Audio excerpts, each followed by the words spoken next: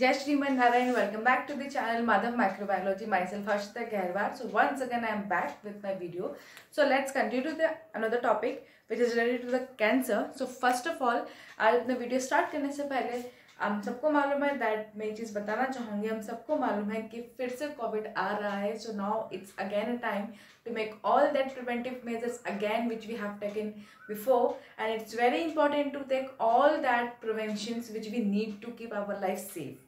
सो हमें सबसे ज़्यादा यूज़ करना है विटामिन डी का, विटामिन सी का, एंड साथ साथ सारे के सारे इंपॉर्टेंट सप्लीमेंट्स, फूड डाइट अपनी इम्प्रूव करनी चाहिए ताकि अपने इम्यून सिस्टम हम इम्प्रूव कर सकें. एंड सारे के सारे हमें वही फिर से प्रैक्टिसेस अपनानी चाहिए जो हम पहले अपना रहे थे जब ये कोविड स्टार्ट हुआ था. So proper sanitization, proper sterilization, हर चीज़ को आप अच्छे से सैनिटाइज कीजिए. बाहर जाइए, wear the mask which is very important.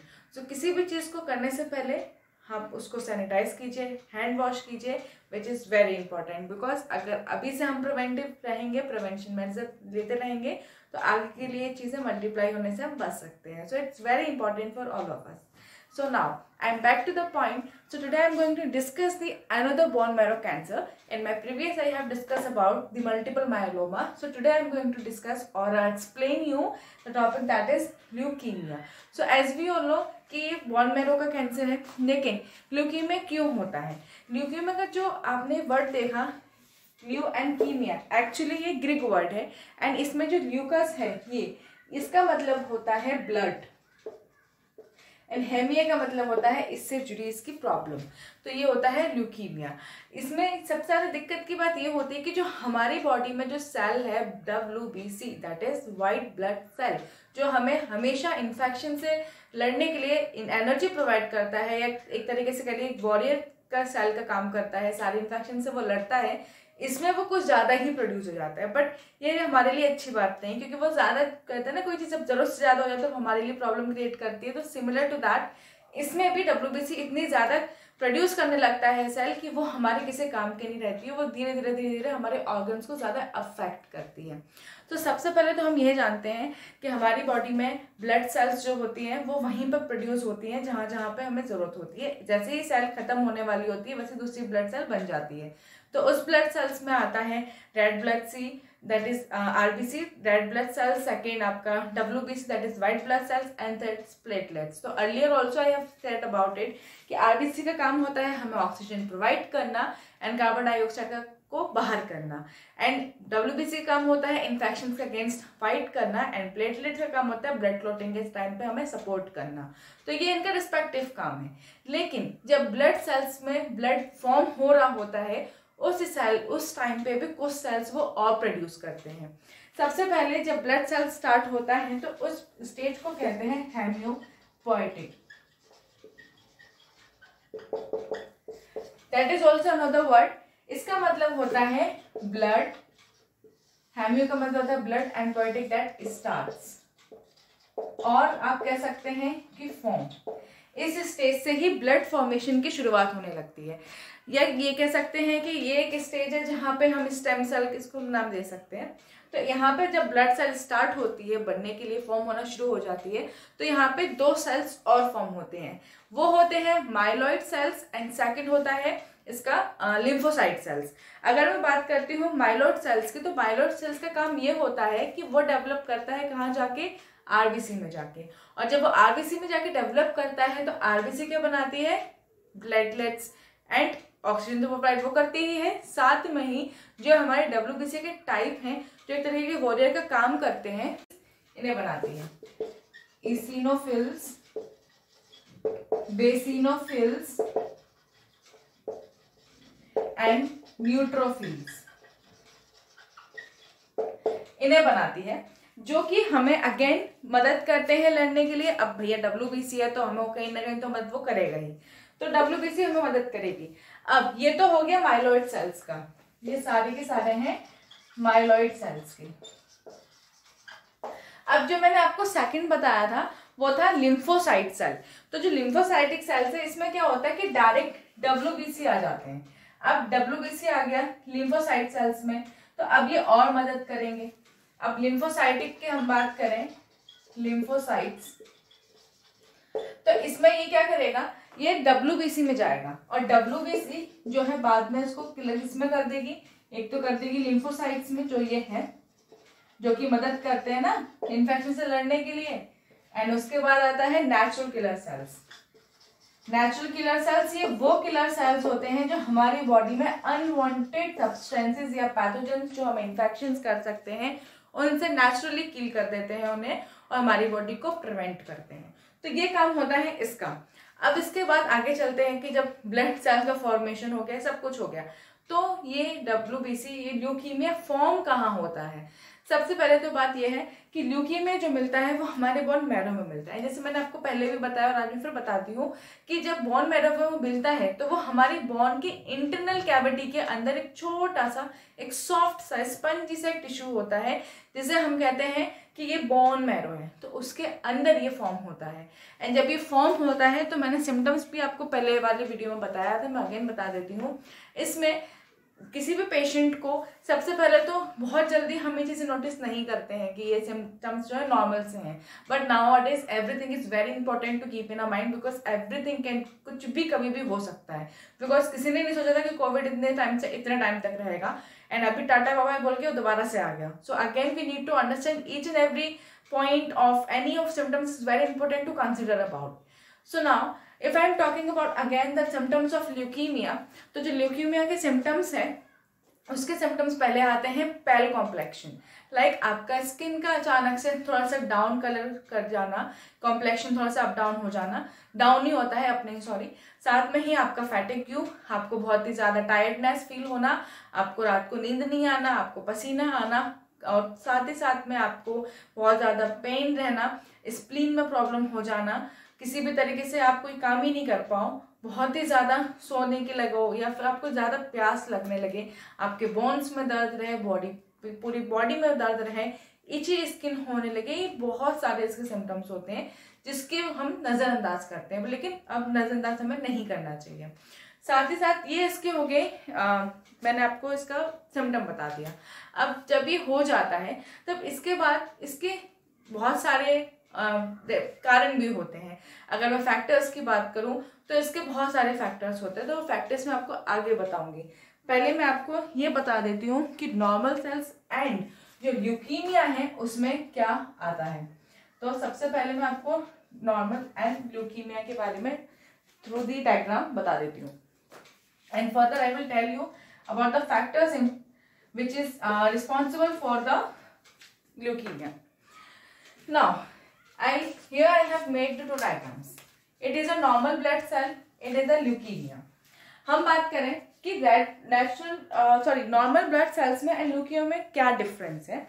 सो अगर आप यहाँ देखेंगे यू शुड कंसिडर, मैंने यहाँ पे एक कॉलम बनाए हैं, 2 कॉलम बनाए हैं, जिसमें ये जो आपको रेड कलर का राउंड शेप में दिख रहा है और ओवल शेप में दिख रहा है, it is a RBC, red blood sales है ये, और ये रेड ब्लड सेल्स हैं। साथ ही साथ में ये है हमारा फाइटर करने वाले हीरो यानी कि न्यूट्रोफिल्स, जो कि एक तरीके से WBC के टाइप्स में आते हैं। तो ये है न्यूट्रोफिल, ये न्यूट्रोफिल है, ये मोनोसाइट्स हैं जो फाइट करते हैं again with the another foreign particles. ये आपके प्लेटलेट्स हो गए। तो ये 2 हो गई हमारी नॉर्मल ब्लड सेल जो हमारी बॉडी में होता है, जो हमारे लिए पॉजिटिव है। अब मैं बात करती हूँ ल्यूकीमिया की।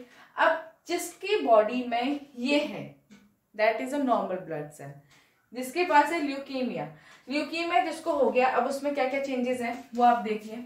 आपने देखा कि इस वाले फिगर में बहुत सारे RBC हैं और इस वाले फिगर में RBC तो है बट साथ में ये ब्लू कलर का आपको पार्टिकल दिख रहा होगा। तो ये जो ब्लू कलर का पार्टिकल है ना, ये है हमारे ल्यूकीमिया। और ये ल्यूकीमिया जो है क्या करता है, जहाँ पे भी RBC ज्यादा होती है ना, RBC को क्राउड जहाँ पे ज्यादा दिखता है उसे, ये वहीं आ जाते हैं और ये धीरे धीरे धीरे धीरे RBC के पीछे आ जाते हैं, WBC ज्यादा बना लेते हैं और ये हमें अपना तोहफा बनके दे जाते हैं ल्यूकीमिया। जब ये यहाँ पे WBC दे जाते हैं, WBC जब बहुत ज्यादा हो जाता है तब धीरे धीरे धीरे धीरे यहाँ पे ल्यूकीमिया फॉर्म होने लगता है, क्योंकि जब कोई चीज ज्यादा आ जाएगी तो कुछ ना कुछ तो हमें दिक्कत ही करेगी। तो ये ल्यूकीमिया सेल यहाँ पे बन गए और ये सारे के सारे ही मोनोसाइट्स बेचारा रह गए, यहाँ पे मोनोसाइट चला गया, नेचुरल किलर बचे हुए हैं यानी कि ये न्यूट्रोफिल बचे हुए हैं। तो ये न्यूट्रोफिल यहाँ रह गया, तो ये हो गया ल्यूकीमिया। तो through the diagram I explain you the normal blood cells and infected blood cells or a leukemia blood cell. Now leukemia होते कितने तरीके के हैं? leukemia 2 तरीके के होते हैं, एंड उससे पहले मैं आपको फैक्टर्स बता देती हूँ, factors of depending for the leukaemia. तो फैक्टर्स पहले रहता है स्मोकिंग, स्मोकिंग का फैक्टर है। सेकंड है इसमें previously detection of cancer, detection of cancer,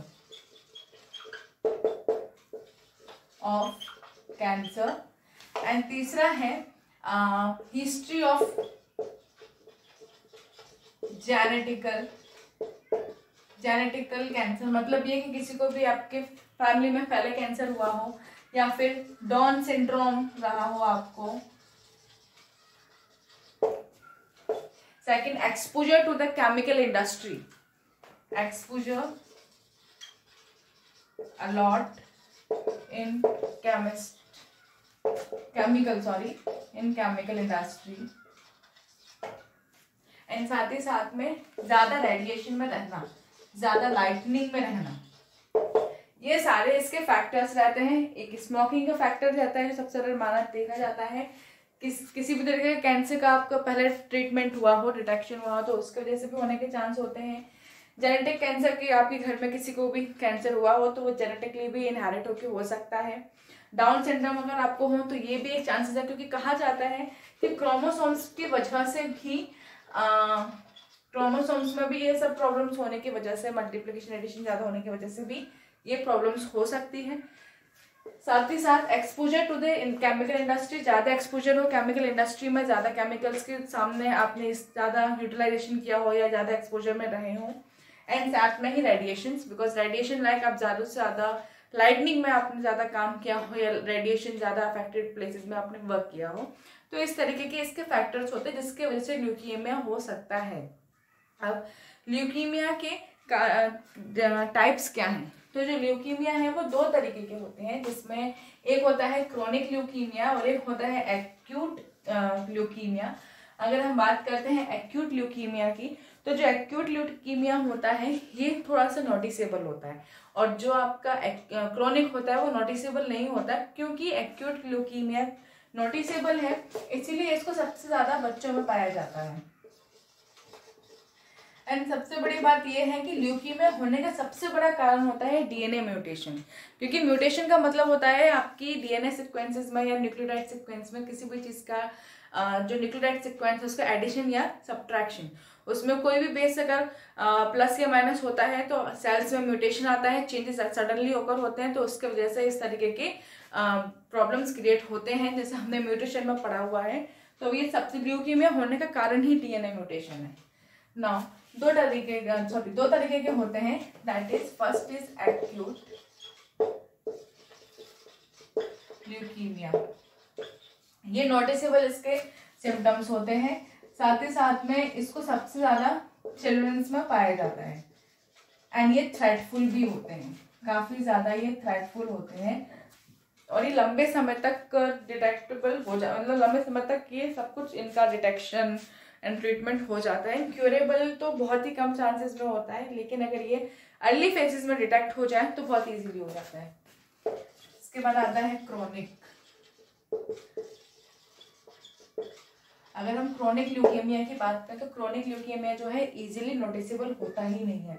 ये इसकी जो प्रोसेस होती है ना, ये बहुत स्लोली बॉडी को अफेक्ट करता है, जैसे दीमक की तरह वो धीरे धीरे वो खराब करता है, वैसे ही स्लोली इंक्रीजेस, एंड ये रैपिडली इंक्रीज होता है, एंड ये स्लोली इंक्रीज होता है। साथ ही साथ इसके अननोटिसेबल सिम्टम्स होते हैं, इसके अननोटिसेबल सिम्टम्स है, नोटिसेबल सिम्टम्स है, एंड साथ ही साथ में ये एडल्ट्स में ज्यादा होता है, एडल्ट्स में ही ज्यादा होता है, एंड ये लंबे समय तक होता है। मतलब इसको पूरा इसकी अगर ये धीरे धीरे फैलता है ना, तो हमें अप्रोक्स 1 ईयर में पता चलती है, फर्स्ट ईयर में, तो ये हैं इसके टाइप्स। अब ये टाइप्स हो गए, तो इसको डिटेक्ट भी किया जाता है। तो इसको डिटेक्ट कैसे करते हैं? ल्यूकीमिया को आप सिर्फ और सिर्फ कंफर्म कर सकते हैं इसके फिल्मिंग स्कैन से, लाइक उसको सिटी स्कैन होना या एक्सरे। जब एक्सरे या सिटी स्कैन होता है तभी कंफर्म होता है that the patient is suffering from the leukaemia disease. अब साथ ही साथ में इसके अलग भी कुछ एग्जामिनेशन टेस्ट होते हैं, ब्लड टेस्ट होना, आपका बोन मैरो को बायोप्सी होना, ये भी टेस्ट होता है। ब्लड सेल का फॉर्मेशन कैसे हो रहा है वो भी टेस्ट होता है। यूरिन टेस्ट भी होती है, किडनी वगैरह में कोई अफेक्शन तो नहीं आ गया। एंड साथ ही साथ में इसमें ये भी चेक किया जाता है कि ये कितनी ब्लड सेल बना रहा है, आपका कितना बॉडी में CBC बन रहा है, सेल ब्लड काउंट कितना हो रहा है, ये भी इसमें इंपॉर्टेंट होता है। तो ये सारे एग्जामिनेशन होते हैं। अब इसके बाद आते हैं कि इसका ट्रीटमेंट क्या होता है। तो इसके ट्रीटमेंट में वही नॉर्मल ट्रीटमेंट जो हर एक कैंसर में होता है, ज़्यादातर होता है कीमोथेरेपी। एंड कीमोथेरेपी के बाद आता है immunotherapy, biotherapy, target therapy, stem cell transplant होता है। एंड एक नया भी आया है जो इसका ट्रीटमेंट है, वो है पहला इसका इम्यूनोथेरेपी, सेकंड है इसका कीमोथेरेपी, साथ में है इसका रेडिएशन थेरेपी,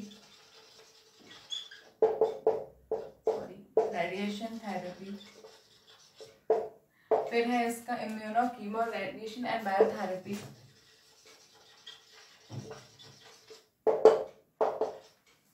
ये इसके सारे के सारे रेडिएशंस हैं। Target cell